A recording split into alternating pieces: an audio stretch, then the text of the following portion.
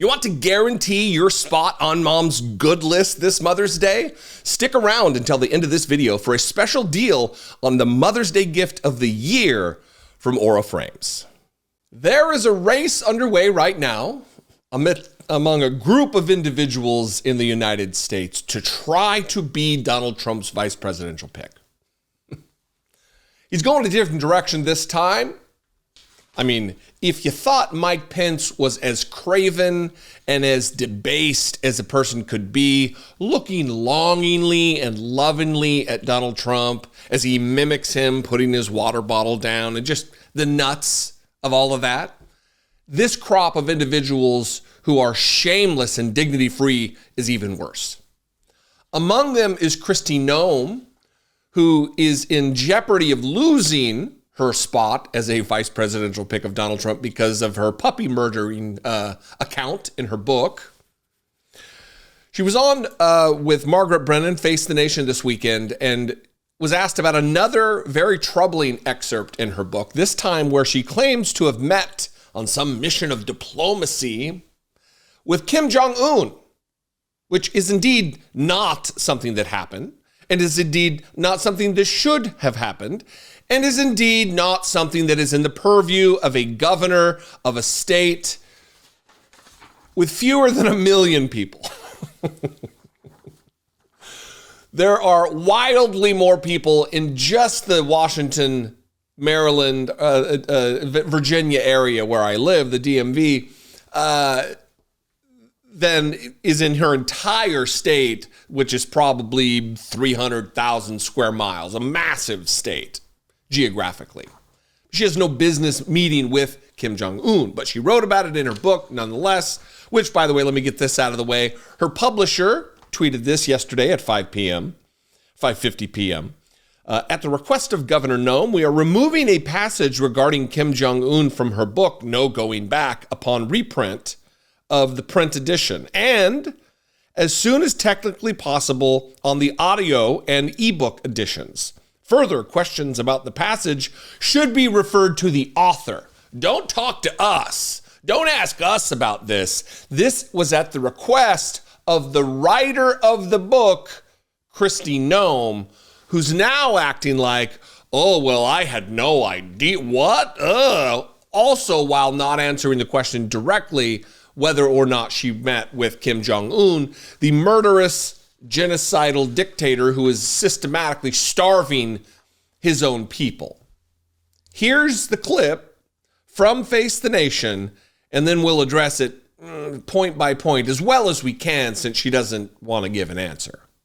So you write about lessons learned in leadership, and you bring up some specific incidents I want to ask you about. You talk about meeting some world leaders, and one specific one, quote, I remember when I met with North Korean dictator Kim Jong Un, I'm sure he underestimated me, having no clue about my experience staring down little tyrants.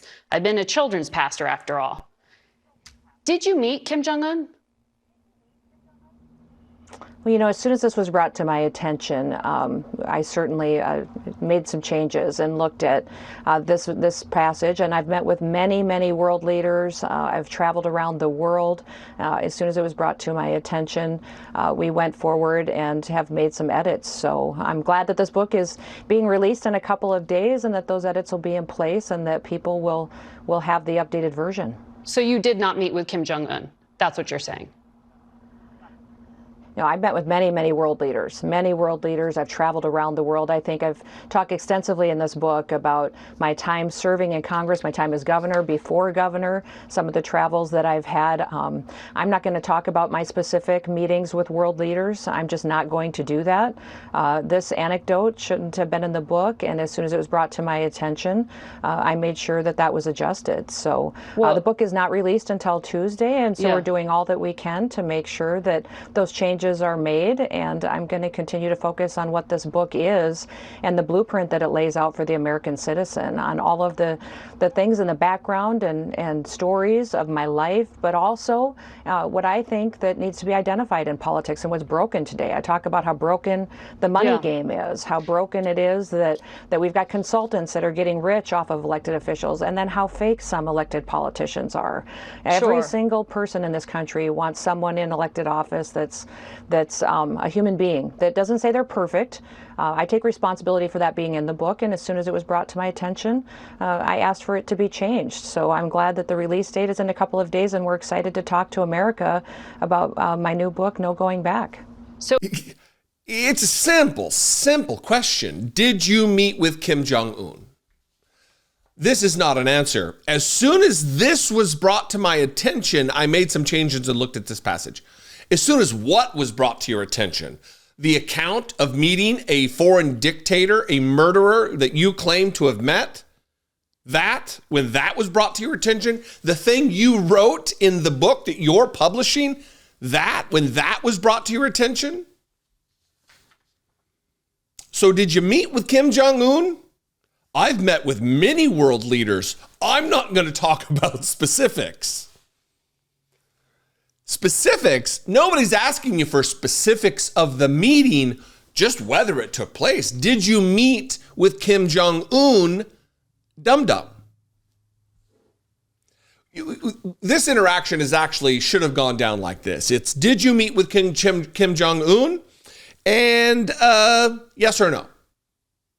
But because politicians, especially Republican politicians, they are ashamed of the actual answer, and they know the American people will be ashamed, they don't answer. Look, governors can absolutely have cause to meet with a world leader, whether that be an economic agreement between states or opening a business inside the borders of their state. There are reasons for that. But there is no reason for a governor to go and attend a meeting with, to have a meeting with a dictator of a nation that is severely restricted relative to the economic sanctions they are under, the diplomatic sanctions they are under. There are a host of troubling reasons that she might. I mean, this smacks of, I can see Russia from my house. This smacks of Sarah, that was a Tina Fey making fun of her, but this smacks of Sarah Palin acting as though she was engaging in international diplomacy on a daily basis because Russia is 60 miles or whatever from the Alaska border. It is nonsense. But what it is trying to placate and trying to look like a strong leader, like she has all this experience to be vice president of the United States, when she indeed does not. She is not only not capable or qualified, she's too stupid to be vice president. And that's saying something. We've had some doozies as vice president of the United States. It really does make me wonder, though, if she, I don't know the ins and outs of registering for the Foreign Agents Registration Act, if governors are required to do so, and maybe what kind of lobbying she's done on behalf of Kim Jong Un, if indeed she did meet with Kim Jong Un, which of course she did not. Troubling, but this is what marks the cream of the crop for Republicans and a possible pick to be vice president of the United States. A clear, sheer, insane liar. What a thing to lie about, something that can be so easily disproven. But it doesn't matter because the mob, the MAGA mob, the fan base of Republicans, they don't care whether it's true. Just say it. That's good enough for us. Fantastic. What do you think? I'd love to know. You can leave a comment below. We can talk about this down in the comment section. You can also leave me a voicemail, 714-576-4054. Of course, you can email me daily@dollemore.com. Please consider supporting this work, helping me produce these videos. You can click the join button below, become a channel member for as little as $2 a month. Go over to my Patreon page, same deal, patreon.com/IDoubtItPodcast. Follow me on the social media. As I always say, I'm at Dollemore there. And stick around for a word from today's sponsor. Get ahead of Mother's Day. Whether or not it's obvious in your family, Mother's Day is a competition. Who can give the best gift to mom?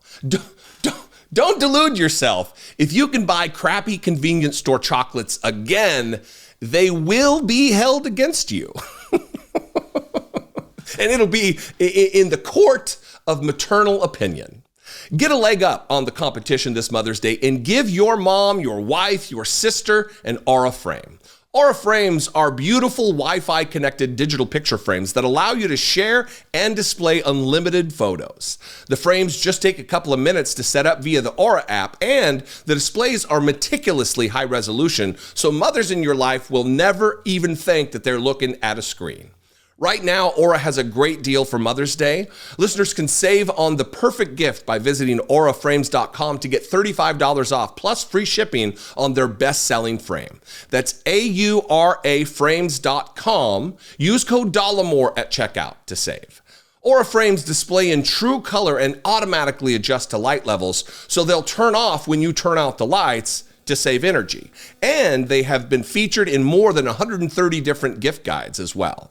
They've been named the #1 digital picture frames by the New York Times Wirecutter, The Strategist, and Wired Magazine. Oh, and the best part, each Aura frames comes pre-packaged in a premium gift box, so they're already wrapped. Here's a tip for a head start on Mother's Day 2025. What's better than one Aura frame? Haha, 2.